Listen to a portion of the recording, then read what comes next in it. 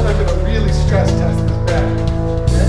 Put on the down, feel on it from all my weight, and I'm literally bouncing up and down on this bag.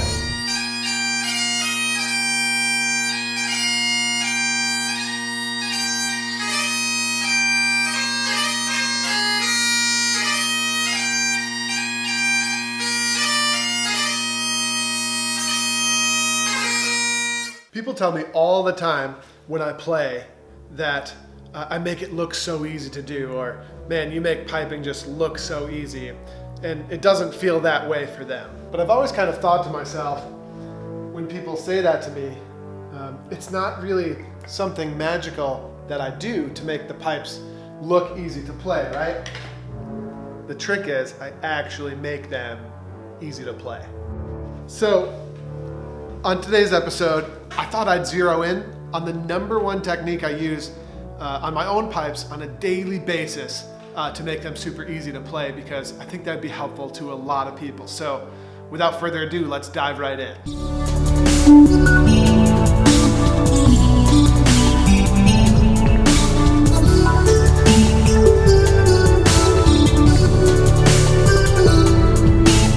So the reason today's topic is so important is because why is it so important? So the reason this particular topic is so important is because air tightness and efficiency and the ease of the instrument to play is literally at the root of the entire tree of sound, right? So like, we all want to have this beautifully tuned instrument that sounds this amazing sparkly sound, but that's up here, right? That's the leaves of the tree. In order to suspend all of that up in the air, we need a good functioning instrument, and we need it to be blown steadily and properly, right? So here's our tree. This is why I'm a bagpiper, not an artist. Down here are the roots, right? Those roots are what plant this tree in the ground. That's what makes it possible. It's like trying to operate a car without any gas in the tank. It's just not going to work. Air tightness is at the absolute root of the bagpipe tree of sound, right? And then we start to blow steadily, and then once we have that and we start to get the tuning good, then this tree can blossom.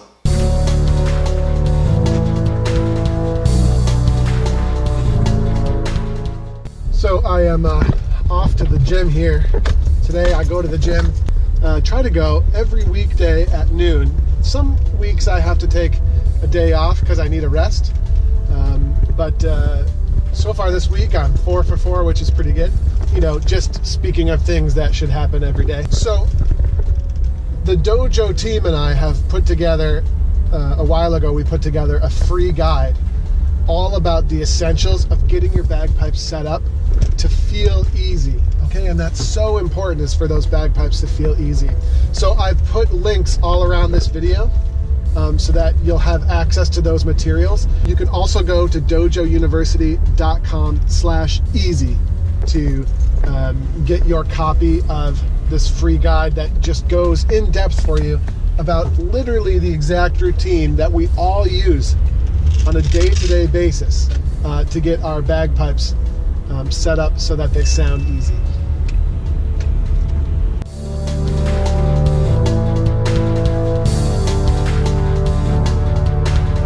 So the first thing I'm going to do every time I play my pipes on a daily basis is I'm going to test for the air tightness of my bag every single time I play. So how am I going to run that test? Well, the first time I do it, it's going to be pretty involved.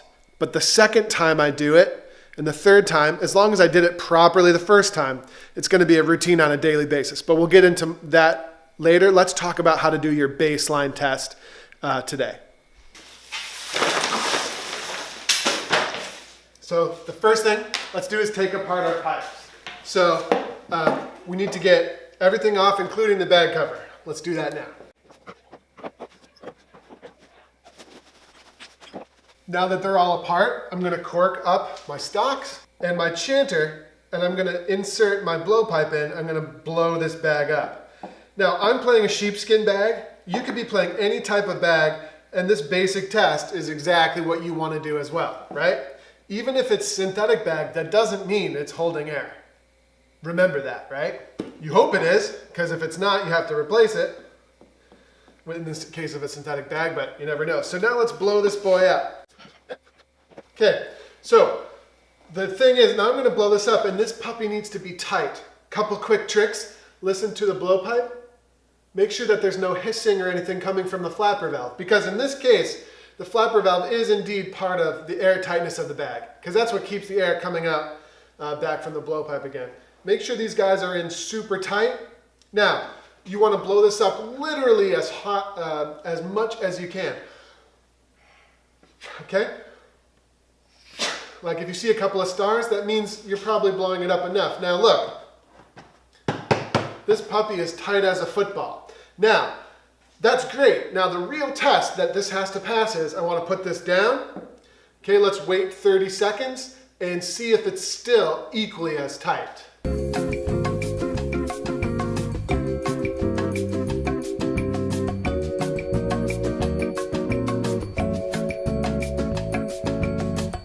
Okay, it's been about 30 seconds. It still feels super nice and tight like a football. And I want to make sure I can't breathe any more air into this bag. Okay? I was able to breathe maybe the tiniest little bit of air into there, like maybe a 100th of a full breath. So that's a successful test. This bag is airtight and it's ready to go. All right, so I want you to try that with your pipes as soon as you can. I think that's one of the big myths that's out there, and I don't know if people hear this from other people. I think I definitely did when I was coming up through piping, is everyone in the band had a hard reed that they were playing. And some of them may or may not have had their bagpipes set up really well, right? But they were all just struggling, and that was like the common wisdom was that that's what you want out of your bagpipes. You know, I'm a world champion now, which is amazing. I can't believe that that day has finally come and I finally achieved that goal, you know, that I've been working for so long. But I can tell you, my bagpipe reed strength wasn't easy, but my bagpipes were ultra efficient and entirely comfortable to play as I was playing, winning the worlds. And the same goes for solo competitions. As a matter of fact, my solo competitions, my bagpipes are pretty much dead easy to play. So the myth that bagpipes should be hard is wrong. And today, you know, we've been talking about just that first step in making your bagpipes truly easy to play.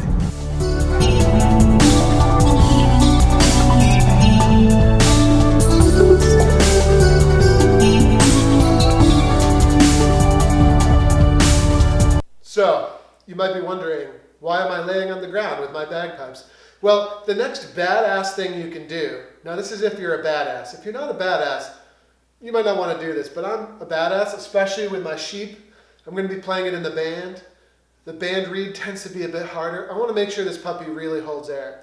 So this is where I do the crazy test, which is good for a variety of reasons. Let me show you the test. I'm going to blow it up again.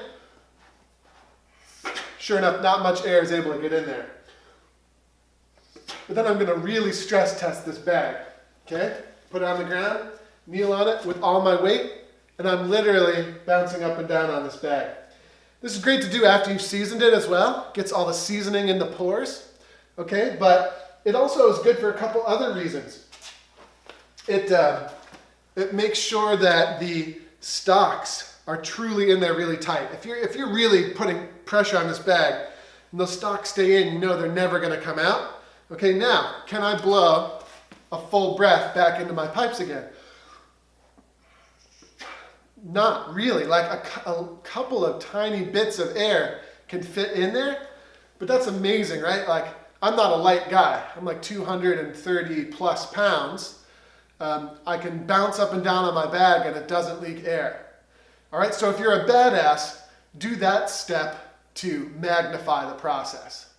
So obviously, this video is just an introduction to the basic skills that you need to make your bagpipes easy. So be sure you check out the links that I put attached to this video, or just head over to dojouniversity.com/easy to check out the free guide. You know, I'm a very visual learner, but I know a lot of people just want to see it written out on a piece of paper exactly what you need to do. And so that's what this free guide is really going to do for you, and I think that's going to be the best overall thing to just kind of have handy as like a reference, and it's totally free. We just want people to be able to be comfortable on their instruments so that they can ascend that bagpipe tree of sound and build those skills that they need.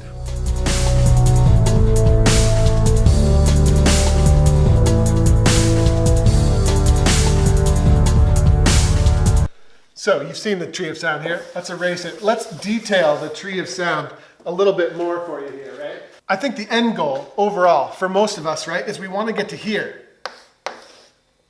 We want to get to the tuning stage, okay? But to get there, there's a lot of things that have to come into place. One of the reasons I can play and make it look so easy and it can sound so good, you know, I'm not perfect, but I'm sounding really good on my pipes, making it look really easy, okay? Well, it's because we've built up to this level, right? So the level below tuning, the thing that feeds into tuning, okay, is actually not bagpipe maintenance. It's not like making the instrument super easy to play. It's actually steady blowing. We know this, right? Steady blowing is a prerequisite to tuning. If I'm unable to blow my pipes steadily, how am I going to be able to hear when my pipes are locked in, tuned up, and sound really nice, right? But then the prerequisite to steady blowing is air tightness of the bag, okay? Airtight. There are other words for this that you'll hear around the world, right? Like you'll hear efficiency, bagpipe maintenance, okay? But the bottom line is my bagpipe is easy, okay? My bagpipe is easy to operate. It's a myth that your bagpipe should feel hard to play. They should actually feel extremely comfortable with very few exceptions. If you're not at the point where your bagpipe feels easy to operate, then you need to address these maintenance issues starting with what we've talked about today. So to recap, right? If my bagpipe is perfectly efficient, perfectly airtight, really kicking butt, okay, then I'm actually going to be able to focus in on my steady blowing skills to make sure I can actually control my instrument and operate it steadily, okay? And then from there, once my instrument is comfortable, controlled and steady, then I'm going to be able to focus on the good stuff, which is tuning, okay? Making that instrument really sparkle and really sound great. Can you see how the flow of that works? Okay, and it all starts with an airtight pipe bag. And I've showed you that technique today, how to get that really airtight sounding great. Okay, so that's today's lesson, and that's just the first of 4 essential steps of making my bagpipe efficient and preparing them so I can ascend the ladder of sound, right? So I want my bagpipes to be perfectly efficient, so then I can focus on the fundamentals of steady blowing, and then after that, right, once I've built the foundation, then I can tune my pipes perfectly and make them sound great. So check out dojouniversity.com/easy now for our detailed free guide about exactly what these 4 steps are and exactly how you should approach them. We'd be thrilled to share that with you, but until next time, we'll see you soon.